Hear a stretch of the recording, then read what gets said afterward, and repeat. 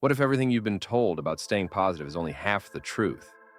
We live in a world obsessed with happiness, where positivity is treated as the ultimate goal.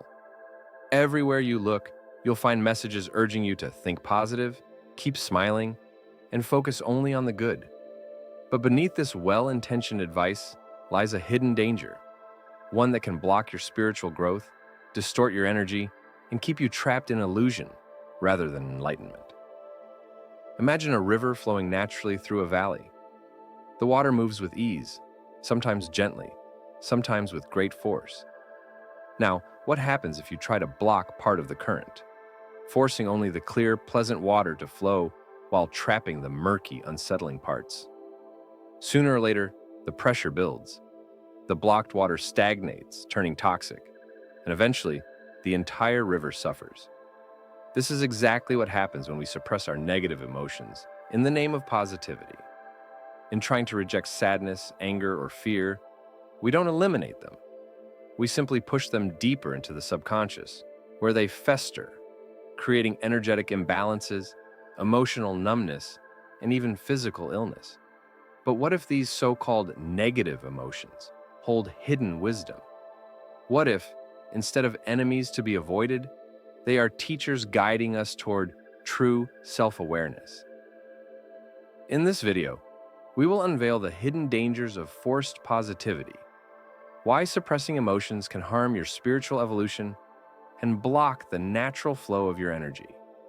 We will explore ancient wisdom, psychological insights, and practical techniques to help you integrate all aspects of your being, not just the light, but also the shadow.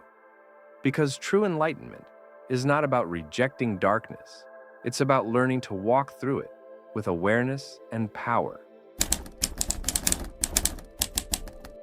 Throughout history, spiritual traditions have spoken of the balance of forces, light and dark, yin and yang, order and chaos. Yet, in modern times, we have been taught to fear half of this equation. The obsession with good vibes only is a relatively new phenomenon, one that contradicts the teachings of ancient wisdom. Consider the Taoists of China, who understood that true harmony comes not from forcing positivity, but from embracing the natural flow of emotions. They likened human experience to the cycles of nature. Spring brings growth, summer brings vibrance, but autumn and winter bring decay and stillness. To reject the cold of winter is to reject an essential part of life's rhythm. Similarly, in Hermetic philosophy, the principle of polarity teaches that everything exists in duality: happiness and sadness, pleasure and pain, light and shadow. The mastery of the self does not come from clinging to one pole while rejecting the other. It comes from understanding both and transcending their control. The Buddha himself did not preach forced positivity. Instead, he warned of the dangers of attachment, not only to suffering, but also to fleeting happiness. He taught that emotions, whether pleasant or painful, must be observed, accepted, and allowed to pass. To suppress sadness is no different from clinging to joy. Both are forms of resistance, and resistance leads to suffering. Even in Western mysticism, figures like Carl Jung emphasize the importance of the shadow self, the hidden part of our psyche, where rejected emotions and suppressed truths reside. He warned that the more we deny our darkness, the more it controls us from the unconscious. Yet today, society tells us to bury these truths under a mask of forced happiness. We are taught that anger is wrong, sadness is weakness, and fear is failure. But ancient wisdom tells us something very different. Your so-called negative emotions are not your enemy. They are messengers. They come to teach you, to guide you, to reveal parts of yourself that long to be understood. To reject them is to reject your own evolution. In the next section, we will break down the hidden dangers of forced positivity, exploring how suppression of emotions can block your spiritual path, disrupt your energy, and create deeper suffering in the long run. Imagine a house filled with different rooms, each representing an aspect of your consciousness. Some rooms are bright and welcoming, filled with joy, love, and confidence. But others are dark, containing your fear, anger, sadness, and unresolved pain. Now, imagine locking the doors to those dark rooms, pretending they don't exist. Does that make them disappear? Or does the energy inside those rooms grow stronger, waiting to burst forth when you least expect it? This is what happens when we force positivity. We don't eliminate negative emotions. We repress them, allowing them to take root in our subconscious, where they shape our behavior, thoughts, and even physical health in ways we don't fully understand. 1. The illusion of control and spiritual bypassing. Many people believe that if they ignore negativity, it will go away. This is a form of spiritual bypassing, using positivity as a shield to avoid dealing with deeper wounds. It's like painting over a crack in the wall instead of fixing the foundation. The crack is still there, growing beneath the surface. Real spiritual growth requires facing emotions, not denying them. Ancient mystics understood this well. The path to enlightenment was never about being happy all the time. It was about understanding and integrating all aspects of the self. 2. Energy blockages and emotional stagnation. In many spiritual traditions, emotions are seen as forms of energy. When we allow emotions to flow naturally, by expressing sadness, processing anger, or sitting with discomfort, our energy remains fluid and healthy. But when we suppress emotions in the name of positivity, that energy gets trapped in the body. This is why suppressed emotions often manifest as chronic stress and anxiety, because the body holds on to unprocessed emotions. Physical ailments, such as tension, fatigue, or even disease, as energy blockages create disharmony. Emotional numbness, where forced positivity leads to a disconnect from all emotions, including joy. Many healers and energy practitioners warn that blocking emotions disrupts the natural flow of chi, prana, or life force energy, leading to imbalances that affect the mind, body, and spirit. 3. The shadow will always surface. Carl Jung famously said, "What you resist persists." The more you deny an emotion, the stronger it becomes in your subconscious, influencing your actions in subtle ways. Suppressed anger can turn into passive-aggressive behavior or sudden emotional outbursts. Suppressed sadness can turn into depression or an inability to experience true joy. Suppressed fear can manifest as anxiety, paranoia, or avoidance of growth. The irony of forced positivity is that it does the opposite of what it intends. Instead of freeing us, it traps us in a cycle of denial and emotional repression. In the next section, we'll dive deeper into these dangers, exploring how this suppression affects not just our energy, but our spiritual evolution and what we can do to break free. Break. If forced positivity creates emotional blockages, what does that mean for our spiritual evolution? The answer is profound. By denying our darkness, we deny ourselves the opportunity to transform. 1. True enlightenment requires integration, not rejection. Many believe that spirituality is about transcending negativity, but in reality, it's about integrating it. Every ancient mystical tradition, from alchemy to Buddhism, speaks of transmutation rather than avoidance. In alchemy, base metals, representing our lower emotions, must be refined into gold, higher awareness. If we refuse to acknowledge the base metal, transformation is impossible.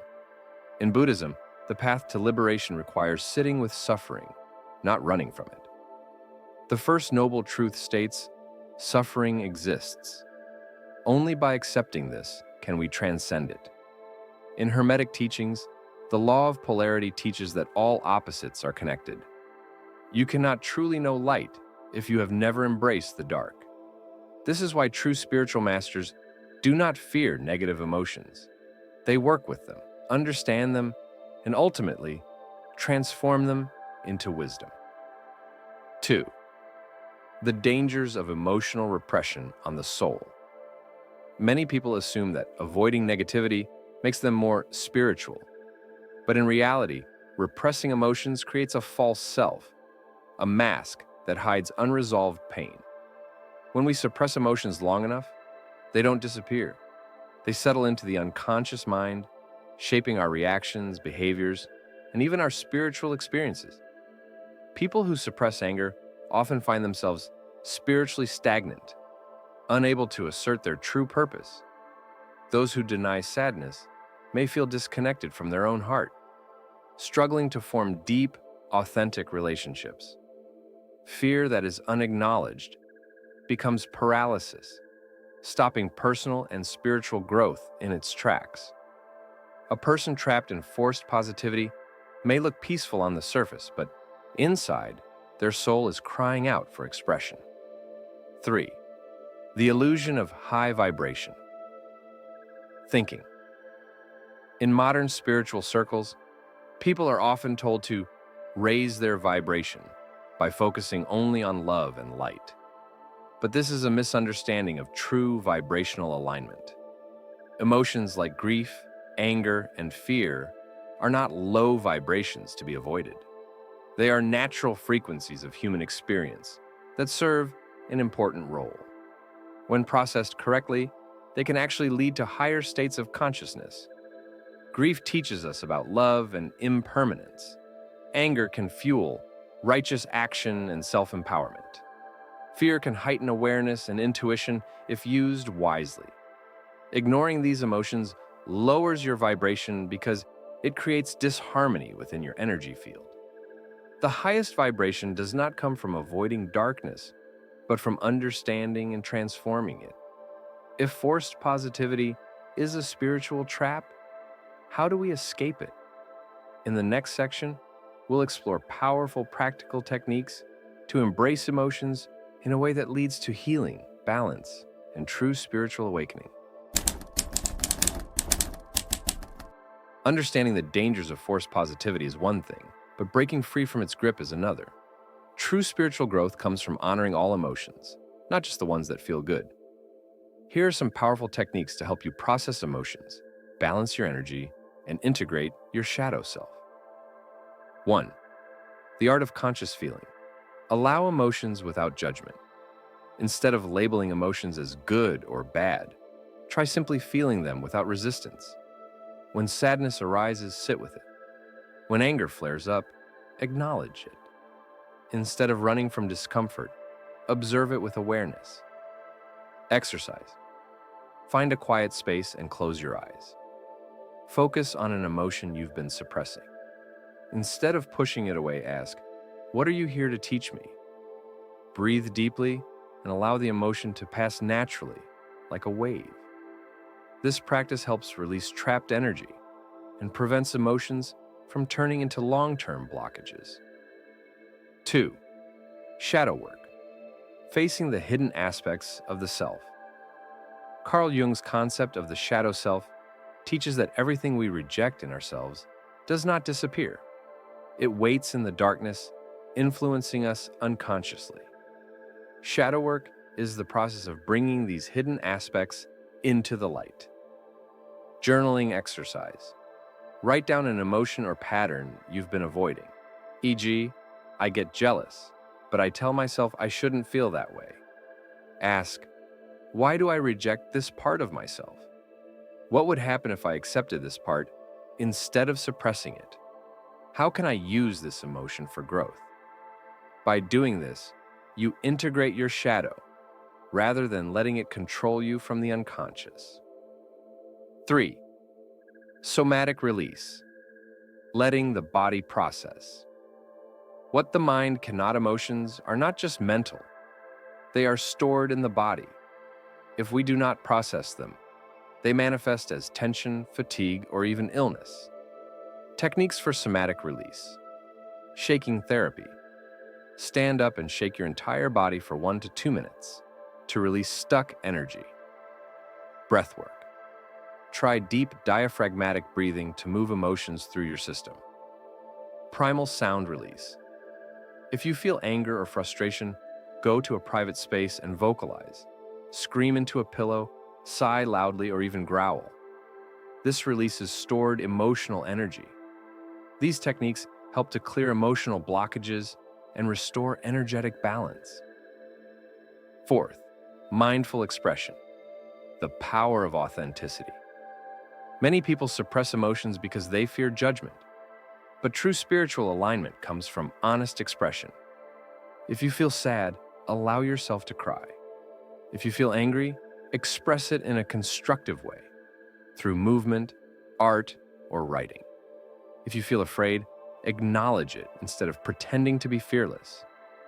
Authenticity is the highest vibration. The more honest you are with yourself, the stronger your energy field becomes.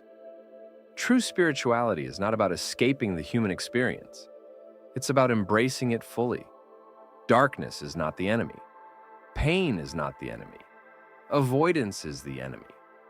By allowing emotions to flow, engaging in shadow work, and expressing authentically, you unlock a deeper level of self-awareness and spiritual power. In the final section, we will bring everything together with a powerful conclusion that will shift the way you see emotions and spiritual growth forever. For too long, we have been told that spirituality means avoiding darkness, that to be enlightened is to be endlessly happy, eternally peaceful, and untouched by struggle. But this is an illusion. True spiritual power does not come from avoiding emotions. It comes from understanding, embracing, and transmuting them. Think of the phoenix, the mystical bird that rises from its own ashes. It does not escape the fire. It is reborn through it. Likewise, your growth does not come from rejecting pain, but from allowing it to burn away illusion, revealing the strength and wisdom beneath. The emotions you suppress do not disappear. They wait, shaping your thoughts, your actions, and your energy field in unseen ways. But the moment you turn toward them with awareness, you take back control. You free yourself from the chains of repression. You step into your true power. This is the path of true spiritual mastery. To see all emotions as sacred, to honor both light and shadow, and to walk the middle path with clarity and strength. So ask yourself, what emotions have I been avoiding? What would happen if I faced them instead of suppressing them? How can I integrate all aspects of myself without fear, without shame, but with wisdom? Because in the end, enlightenment is not about being positive all the time. It is about being real, being whole, and being free.